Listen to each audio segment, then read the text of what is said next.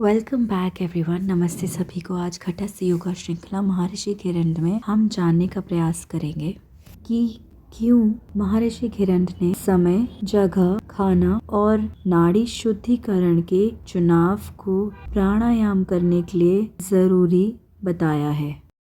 तो पिछली बार हमने जानने का प्रयास किया था कि कुटी का निर्माण करना चाहिए प्राणायाम करने के लिए। तो ध्यान देने योग्य बात यह है कि पहले के समय में योग की शिक्षा सर्वसाधारण में प्रचलित नहीं थी और इस बात का भी ध्यान रखा जाता था कि कोई साधारण व्यक्ति इसका ज्ञान प्राप्त ना कर ले।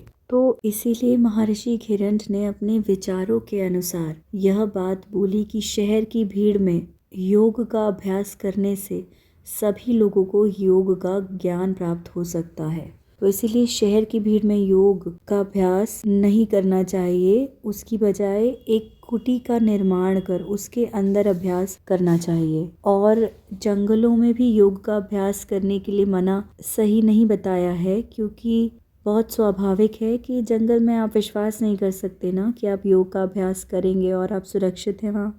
तो एक सुरक्षित कुटी में ही योग का अभ्यास करना ठीक बताया गया है महर्षि घिरंड द्वारा, उनके विचारों के अनुसार, जो कि एक पुराने समय अनुसार उन्होंने बात कही थी।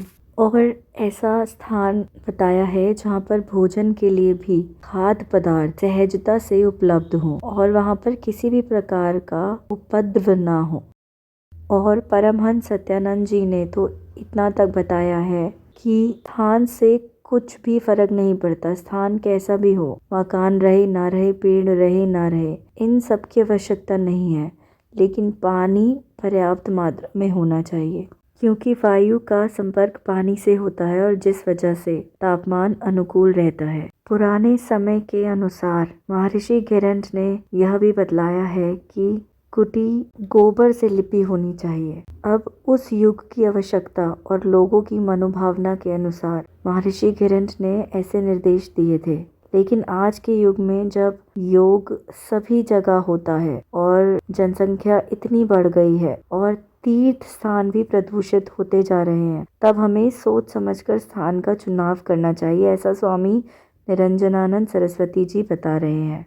और इसके बाद महर्षि घिरंड ने ऋतुओं के बारे में भी चर्चा की है कि प्राणायाम के अभ्यास प्रारंभ करने से पहले किस प्रकार का मौसम होना चाहिए। हेमंत, शिशिर, ग्रीष्म और वर्षा में योग की शुरुआत नहीं होनी चाहिए, और इस समय योगाभ्यास की शुरुआत होगी तो रोग हो सकते हैं। इस समय योगाभ्यास प्रारंभ करने से फुंसी, फोड़े, बुखार, सर्दी, जुकाम की शिकायतें हो सकती हैं। वसंत ऋतु और शरद ऋतु के प्रारंभ में योग का अभ्यास करना चाहिए, क्योंकि इस समय रोगों से मुक्त रहते हैं और हम सिद्धि भी प्राप्त कर सकते हैं।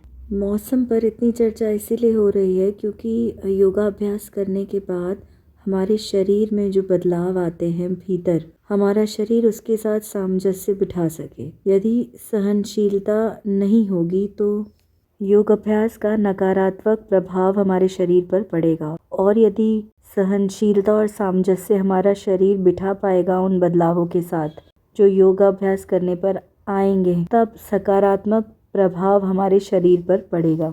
वसंत और शरद ऋतु को महर्षि घिरंड ने प्राणायाम के अभ्यास के लिए सर्वोत्तम माना है।